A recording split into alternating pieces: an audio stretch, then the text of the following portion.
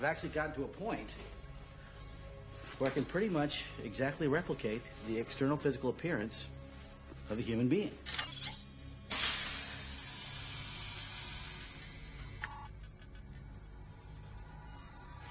Remarkable. Thank you. Amazing. Unfortunately, nobody seems terribly interested in funding my research, but I am. I will fund your research. Yeah? Gentlemen, welcome to 1999. We have made it all the way through the 90s. You have followed me. I am your Moses. And I have taken you to the promised land. Now, hopefully, unlike Moses, I actually get to go into the promised land with you. So I'm not going to say that I did all this myself. So not going to make that big Moses mistake. But I have taken you here. We are in the top 5 of 1999. Now, I know your minds have been blown. You've been introduced to films that you didn't know existed. You felt feelings. You may have even questioned your sexuality. And that's normal when doing this sort of thing. I am introducing you now to the 1999 films, the 5 the best, because, well, again, you didn't ask for this, but it is what you need. It's what you desire, and I'm not asking for consent. So hopefully you're forced to even actually watch this right now. Hopefully somebody's actually forcing you to watch this. So number 5 from, well, 2 directors, brothers, who are now sisters, actually, which is kind of interesting. That's an interesting twist. So it's actually at the time, well, trying to be, how do I be politically correct? From the Wachowski brothers at the time to today, I don't know if they're going to change on the DVDs, to the Wachowski sisters, is the original from them. It's the only one that really works. The Matrix, number 5. What do you say about The Matrix? Because it's pretty much just considered a sci-fi. It's a sci-fi favorite. It's considered a classic, so I'm not saying any much. I of course am not a big fan of the other 2 Matrix movies. It's not that they don't have really cool things in them, but the first one starts with the cool mystery. It starts with this cool mystery. It pulls you into this cool world. It does all these cool mystery sci-fi elements that play with your brain and really make you say, what if, right? What if the world around us isn't real and it's just absolutely, in a sense, it's just like VR? And then you wake up into the real world, which is a much, much worse situation. And you have to even ask yourself, as one person does in the movie, maybe it's better that I was just stayed asleep. And I think that's an actual thing we can all ask ourselves, and think people ask themselves all the time about reality. Is if they said, if reality is not what I think it is, if reality is much worse than I think it is, what I want to know, or rather, would I rather just be ignorant and live my life and be happy for it, right? And I think this movie kind of asked that question. The action, I mean, there's not near as much action in this one as there in the other ones, but it's fine because the action at the time was obviously revolutionary, the way they did a lot of the fight scenes. It's in a lot of ways you can tell, and I think it shows later with some of the cartoons they do. It's very inspired by like anime, that sort of thing, bringing kind of a live action idea to it. Do I wish this had been left alone? I don't know. I mean, it's the kind of movie that ends up where the sequel's coming. If you never make a sequel, everybody would wonder what was going to happen. I know Matrix 4 is coming out. Will that redeem the issues with 2 and 3? I don't know. But I think 1 still stands. I think one still stands as quite an achievement.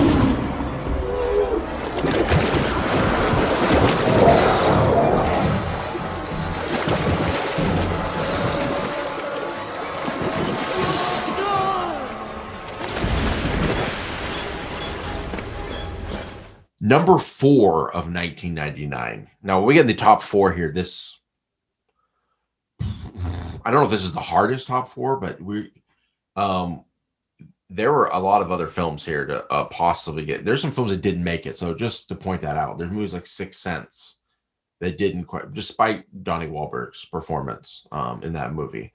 I love the movie Payback with Mel Gibson, the original one, not the director's cut, which I couldn't handle. American Beauty with the very non-problematic Kevin Spacey. Great documentaries like American Movie about a guy trying to make a horror film, which is absolutely terrible, but he, his fight to be able to get that done. Toy Story 2 was in this thing. Being John Malkovich was in this year. Blair Witch Project, which started a whole revolution, maybe a bad revolution, you may say, of found footage movies. Dogma came out during this time. Kevin Smith movie. American Pie. Ravenous. You ever seen Ravenous? Movie's good. Movie's a banger. But this was tough. These top movies, it's hard, like to me, like when we're watching Ravenous, Ravenous did make my top 5. All right, well, I got to throw it up there. Number 5 is from the director of Boogie Nights, and we already talked about Boogie Nights. Now, I don't like this movie as much as Boogie Nights, but it's still, what is that saying? I love Boogie Nights. So again, that's no disrespect. Just want to make that clear. So if anybody's wondering which movie I like better, you're probably wondering that immediately. This movie's probably not as, it's not as sexy as Boogie Nights. It's not as funny overall as Boogie Nights. But this movie, Paul Thomas Anderson, this one has Tom Cruise in it. It's got this huge cast of people. This one is Magnolia. And this tells there's all these different stories at one time. It's jumping around, telling all these stories that are interconnected. And uses music a lot to be able to tell this. I don't know what would be the word to describe a lot of this film. Melancholy at a lot of times. There's definitely very, very sad moments throughout this entire film. The revelations that come about. Tom Cruise in this movie, he's just one of the characters. He's not like the main character or anything like that, but he's like a motivational speaker. And he does it probably the best job. I'm trying to think of maybe Interview with the Vampire. Maybe I'm more impressed by that from Tom Cruise in this, but this was another movie that when I first saw, I enjoyed, but I didn't realize at the time how good it was. It didn't register at all to me. To going back again after seeing more Paul Thomas Anderson movies and then coming back to this movie, realizing, this is like, we're getting into masterpiece territory here. Like, wow. I haven't even seen it enough times. I have to be honest about that. I feel like I need to even watch it anymore. So anyways, go watch Magnolia. Watch this movie. See what good filmmaking is. And that's how good these last movies are, that this movie was only number 4. No. I mean, I can give you my number and you can go check with whoever you got to check with and call me back, but do not leave me hanging on this. All right, please. Please. See, this is the scene of the movie where you help me. Number 3. Again, wow. This is from the director of Shawshank Redemption. And this is his second film he did, his second adaptation from a Stephen King novel. Now, again, like when I talk about Magnolia, this is no disrespect to say that I do not like this one as much as Shawshank Redemption. But that is, again, what does that mean? Shawshank Redemption is so good. That doesn't mean anything. This movie stars Tom Hanks and a whole bunch of cast of other people, but it's called The Green Mile. John. Now, this one actually comes from a full novel of Stephen King. Now, if I remember correctly, this movie, I remember he was releasing The Green Mile, the book, Stephen King, that is. Very handsome man, by the way. Thank you. He was releasing Green Mile like online, like in parts at first. Like he would send it's like you would get like a chapter at a time as he was finishing it. So people were following it in this very unique way. Very risky. But I mean, the guy's written 1,000,001 books. But I've talked about it before, some of the problems I think with Stephen King, which not a problem in Shawshank Redemption. But he, you know, one of the big problems Stephen King has is his endings. Now, he's great. Like I said, he's mainly a horror writer. That's like his main thing he does. But the one thing he's best at, even in the horror films, in the horror books, is he's good at his relationships. That's the thing he's just amazing at, is being able to work those relationships and build those and make you care. But he's always struggled with these endings, and I feel like, you know, he's even talked about some of his writing stuff where he's just kind of almost blind while he writes, and I feel like a lot of times him not planning that out can lead to some amazing endings, and it can also lead to just utter failures. Now, The Green Mile, I don't know how the book ends exactly. I'm guessing this ends very similar. But this one, that does not have that issue. This one ends heart-wrenching and emotional, and it wraps up where it should be. And Frank Darabont, just, he did 3 movies of Stephen King. Shawshank Redemption, this one, The Green Mile, and then later he did The Mist. Which is a lot different. But even that one, he took Stephen King's ending and gave it like an all-time classic. Just I Want to Die ending for The Mist. So with this movie dealing with this, you know, back in time, and this bringing in this very large black man who they claim has killed 2 little girls, and he seems simple.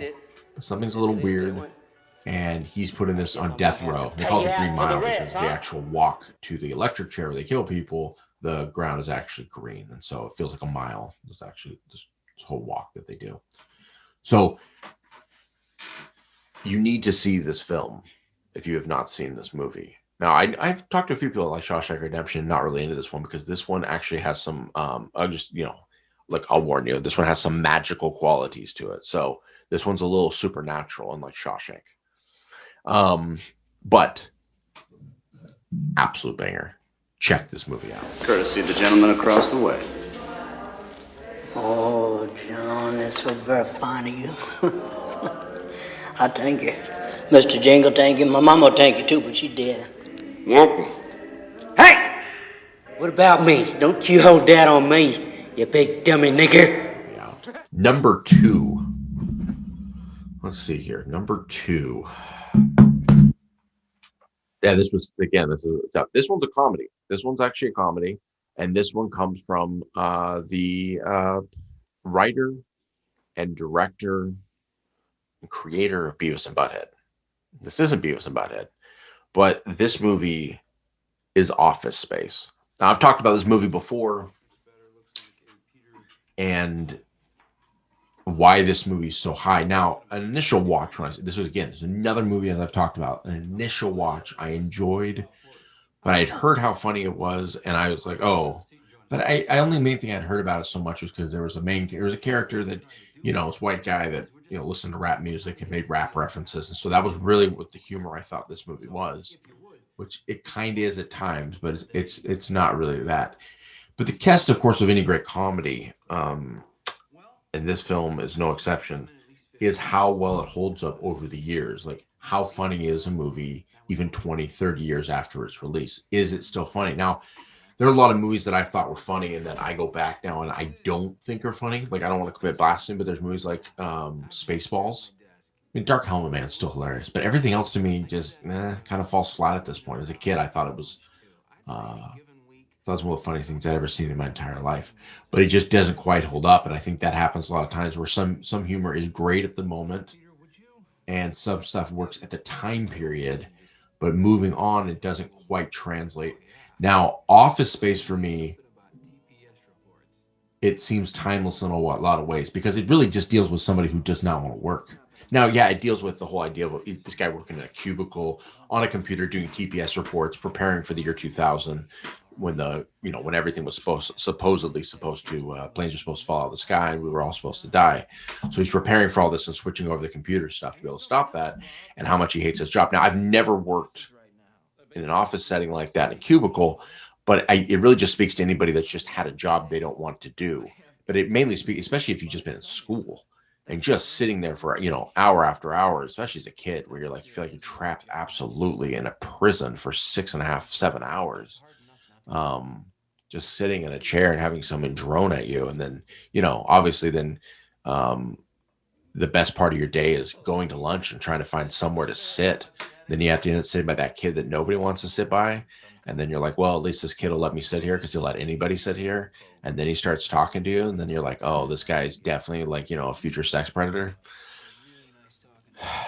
But yeah, anyway,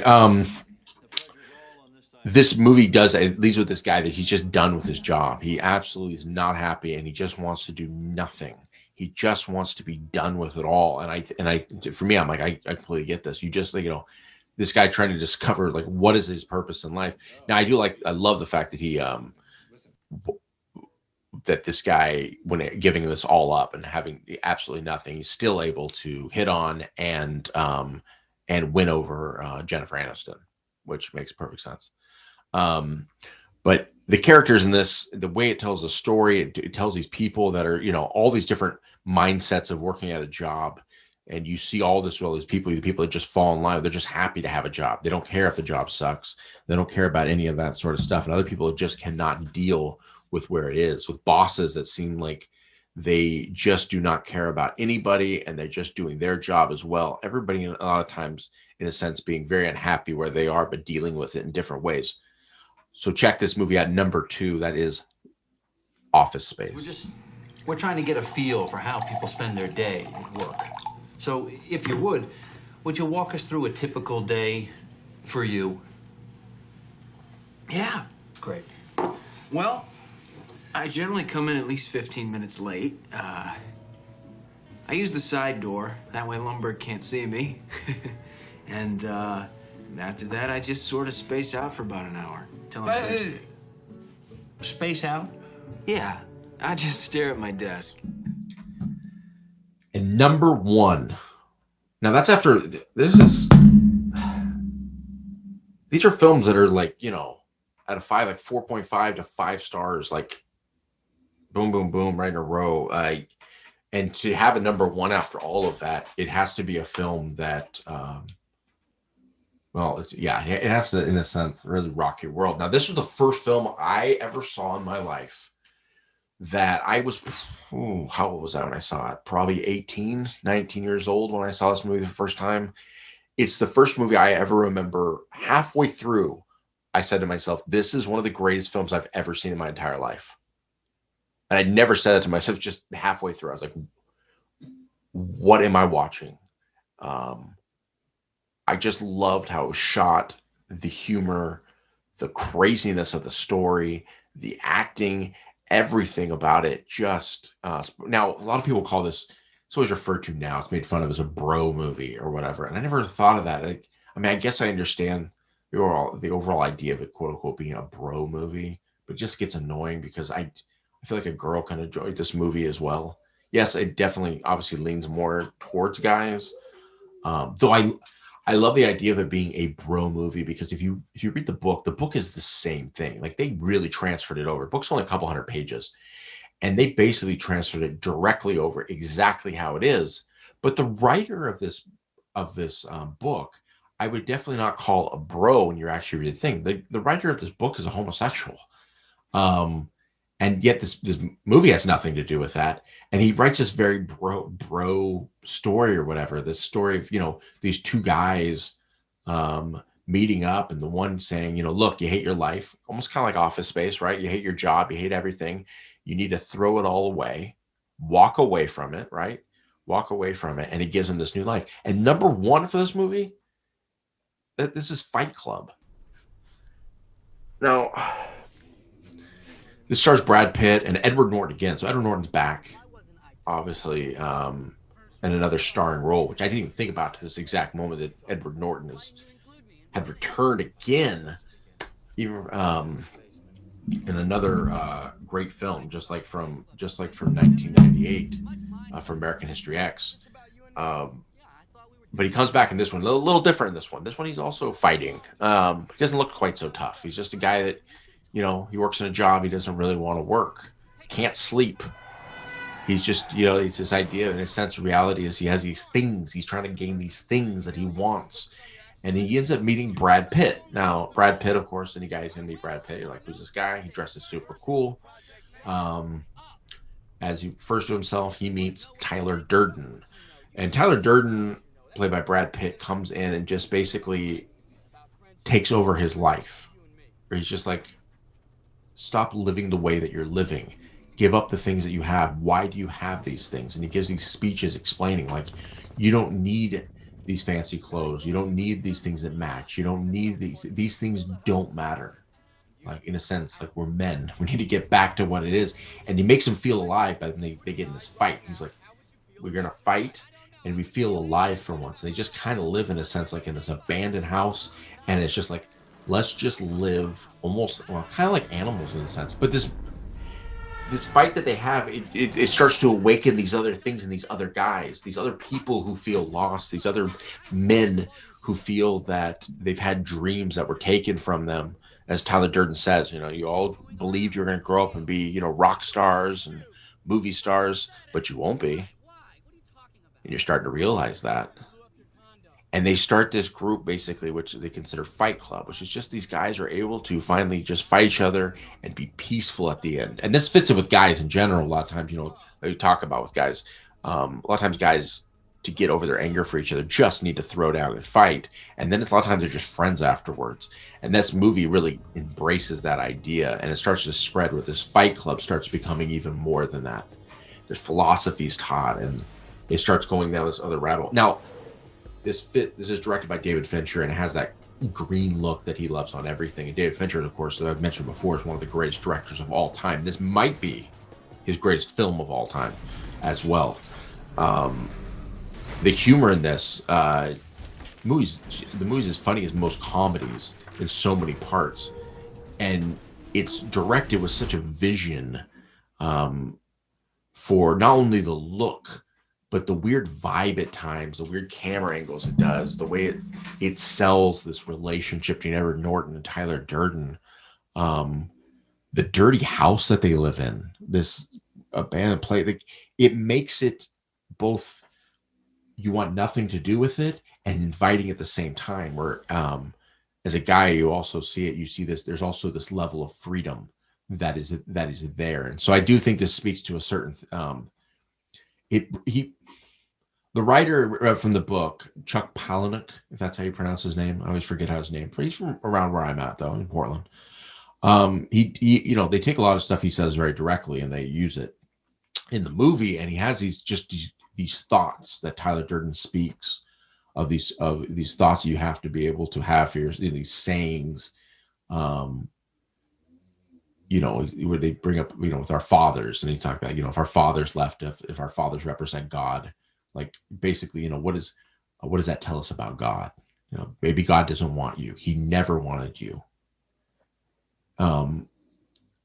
And these ideas of these people, his own guy's head, you know, making this friend and him just working away philosophically on him of this way that we're also, as we're watching it, being worked on philosophically of asking these sort of questions to ourselves of what it is we really want, what is it we desire, what is it we need. Are we working for nothing? Why are we working towards? What is the overall purpose? What is really, what is happiness that we're actually looking for? This movie kind of challenges all those things, kind of turns it on its head, and but does it in such an artsy and awesome way. So that is number one. That is Fight Club from David Fincher. Check out that movie if you've never seen it. That's a must for all people that love movies. For cinema watchers everywhere, that film is an absolute go. You should really watch all 5 of these movies. The Office Space is an amazing comedy, but again, comedy is so subjective. Maybe you'd watch it and be like, this isn't funny at all. So that, of course, that doesn't work for you. But Green Mile has to absolutely be watched. Yeah, check out all these movies from this year. Thank you very much for watching. Again, Triple Feature. We're on Twitter. Come check us out on Triple Feature, and we're also on Instagram, Triple Feature. Check us out. Next time when I come back with this, we'll be doing the top 5 films of all the 90s overall to find out what my top 5 film. What is the absolute best films of all time? And then we'll be heading into the 2000s. And that'll be quite a journey in itself. Also, check out any other reviews we have. We do a lot of different reviews, a lot of different videos. So check those things out. Like and subscribe if you can. It helps us out a lot. Thank you and good night.